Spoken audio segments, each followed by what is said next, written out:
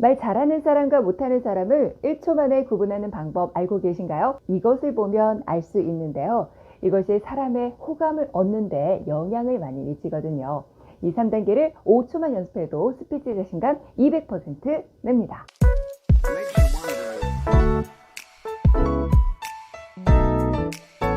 네, 안녕하세요. 반갑습니다. 네, 안녕하세요. 반갑습니다. 여러분, A와 B 중 누가 말 잘하는 사람이라 생각하시나요? B를 고르셨을 거예요. 차이는 무엇일까요? 바로 이것, 제스처죠. A는 손으로 팔을 만지고 코를 만졌죠. B는 제스처를 크게 활용했습니다. 제가 스피치 상담을 할 때 앞에 서서 자기소개를 시키는데요. 이 제스처를 보며 말 잘하는 사람과 못하는 사람을 1초 만에 구분할 수 있습니다. 말 잘하기 위해 발표 원고를 써서 달달 외우시는 분들도 정말 많은데요. 그것보다 제스처를 쓰면서 실전 연습처럼 스피치 연습을 더 많이 해야 합니다. 메라비언 법칙이라고 들어보셨나요? 미국의 심리학자 메라비언 교수가 발표한 커뮤니케이션 이론인데요. 사람의 첫인상에 영향력을 미치는 요소를 분석했더니 시각적 요소가 무려 55%, 청각적 요소가 38%, 내용적 요소가 7%였다고 합니다. 첫인상에 영향을 미치는 시각적 요소에 뭐가 있을까요? 외모, 눈맞춤, 표정, 제스처가 있겠죠. 여러분들 중에 남들 앞에서 말할 때 나무 토막처럼 몸이 뻣뻣하게 굳어지시는 분들 많을 거예요. 긴장이 되니까 내 몸이 말을 듣지 않는 거죠. 어떤 분은 제스처를 사용하는 게 좋다고 하니까 이렇게 너무 제스처를 많이 사용하더라고요. 손을 많이 쓰면 정신없고 산만하죠. 오히려 이 제스처 때문에 경청하는 것이 어려워질 수 있습니다. 제스처를 잘 활용하기 위해서 연습이 필요한데요. 오늘은 그중 제스처를 잘 활용하기 위해 매일 연습할 수 있는 꿀팁 3단계를 알려드릴게요. 5초만 연습해도 진짜 스피치 자신감이 많이 느실 거예요. 먼저 이야기를 하기 전에 제스처의 역할부터 알려드릴게요. 제스처는 호감을 얻기 위해 중요하다고 앞서 말씀드렸는데요. 또 다른 역할이 있어요. 메시지를 시각화해서 청중을 경청하게 만들고요. 제스처를 쓰면 자신감이 있어 보여서 더욱더 말하는 사람을 신뢰하게 만들죠. 호감과 신뢰감, 자신감을 높이는 제스처 꼭 배워야겠죠? 제스처를 잘 활용하기 위한 1단계는 제스처 따라하기입니다. 그림을 못 그린다면 여러분 어떻게 하시나요? 먼저 잘 그린 사람의 그림을 보고 따라하죠. 모방부터 시작합니다. 제스처를 잘 활용하고 싶은데 이 사용법을 모른다면 말 잘하는 사람의 제스처를 그냥 따라해보는 거예요. 근데 영상에 자막이 나오는 것을 보는 게 훨씬 좋고요. 먼저 소리를 들으면서 어떤 부분의 제스처를 사용했는지 여러 번 반복 재생해서 보세요. 저는 제스처를 연습할 때 이분 거를 많이 봐요. 바로 한국사 전문가 설민석 씨인데요. 제스처가 크고 굉장히 다양하죠. 먼저 설민석 씨 강연을 따라해 볼게요. 말모이는 우리의 말을 모은다라는 뜻으로서 일제강점기에 편찬하고자 했던 사전의 이름이자 말을 모으는 운동이었는데, 말모이는 말을 모은다는 뜻으로서 일제강점기에 편찬하고자 했던 사전의 이름이자 말을 모으는 운동이었는데요. 국제시장은 1950년 발발한 한국전쟁부터 지금까지의 이야기를 다룬 현대사가 되겠는데요. 국제시장은 1950년 발발한 한국전쟁부터 지금까지 이야기를 다룬 현대사가 되겠는데요. 다음은 김미경 씨 강연을 보고 따라해 볼게요. 여러분 마음에 꼭 새길 거 이거예요. 저 좀 따라하세요. 지금 현재는 다음 올 것의 반대 경험이다.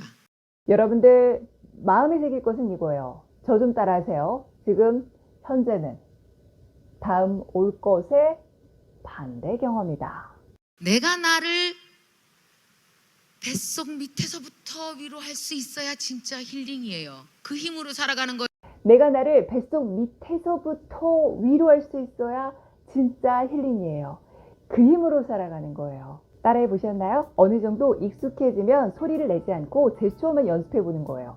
이 내용과 목소리에 집중하느라고 제스처 연습이 제대로 안 될 수가 있거든요. 그래서 소리 내지 않고 제스처를 따로 연습해 보는 거예요. 제스처뿐만 아니라 표정도 한번 따라해 보실까요? 이렇게 따라하시다 보면 몸짓 언어를 활용하는 정말 다양한 방법을 터득하면서 말을 잘하게 됩니다. 손을 사용하면 자신감이 정말 많이 생기거든요. 2단계는 스스로 제스처 연습하기입니다. 이제 많이 따라해 봤으니까 스스로 제스처를 자유자재로 활용할 수 있어야겠죠. 처음에는 힘들기 때문에 스피치 원고를 쓸 것을 추천을 해드려요. 스피치 원고를 쓰시고요. 제스처를 활용할 중요한 부분에 밑줄을 치세요. 제스처는 한 문장에 한두 가지 정도만 쓰시는 게 좋고요. 이 손을 모아주시고 이렇게 착 펴서 사용하는 것이 자신감 있어 보여요. 그리고 겨드랑이를 떼시고요. 손을 배꼽선에 올려주시고 제스처를 쓰시는 게 좋습니다. 또 제스처를 너무 이렇게 디테일하게 표현하지 마시고 대략적으로 손으로 메시지를 그려준다고 생각하세요. 예를 들면 소통을 하기 위해 마음문을 열어야 해요. 이것을 소통을 하기 위해서는 이 마음문을 열어야 해요. 이렇게 디테일하게 표현하면 굉장히 어색하죠. 어떻게 하면 좋을까요? 밑줄 친 부분에 제스처를 한번 생각해 보세요. 소통을 하기 위해 마음문을 열어야 해요. 이 정도가 적당하겠죠. 다음 예시를 드릴게요. 다양한 제스처를 쓰는 것이 중요합니다. 다양한 제스처를 쓰는 것이 중요합니다. 제스처는 정답이 없는 거니까요. 여러분들 자유자재로 한번 사용해 보세요. 말을 잘하기 위해 가장 중요한 것은 경청입니다. 말을 잘하기 위해 가장 중요한 것은 경청입니다. 여러분들은 어떻게 표현하셨나요? 제스처의 반복을 피하며 다양하게 활용하려고 노력해 보세요. 3단계는 일상 대화에 적용하기입니다. 말 안 하고 사시는 분 없죠. 제스처는 발표할 때뿐만 아니라 1대1 친한 친구와 가족과의 소통에서도 필요합니다. 진심을 잘 전달하는 도구가 바로 제스처이기 때문이죠. 여러분의 일상생활에서 경험한 것을 이야기할 때 제스처로 그림을 그리듯이 한번 표현해서 말해보는 거예요. 요즘 내가 요가를 배우거든. 오전 10시 10분부터 11시까지 50분을 배우는데 다양한 프로그램이 있더라. 볼, 링, 고무 밴드, 블록 이렇게 여러 가지 도구를 활용해서 재밌더라고. 일상 대화에서 제스처를 다양하게 사용하려고 노력한다면 이야기가 훨씬 생동감 있고 재미있어지겠죠. 재미있게 말하기 어렵다 하시는 분들 제스처부터 시작해보세요. 자, 오늘 배운 매일 5초만 연습해도 스피치 자신감 200% 느는 3단계 연습법 한번 복습해볼까요? 1단계 제스처 따라하기, 2단계 스스로 제스처 연습하기, 3단계는요 일상생활에 적용하기였죠. 이 3단계 매일 연습법 무엇보다 실천이 중요한 거 아시죠? 오늘부터 실천해보세요. 여러분들이 이것을 매일 연습하시다 보면 말하는 것이 정말 점점 재밌어질 거예요. 지금까지 스피치로 여러분들의 꿈을 이루는 것을 돕는 스피치 전문의 나혜쌤이었습니다. 스피치로 여러분들의 꿈을 이루세요.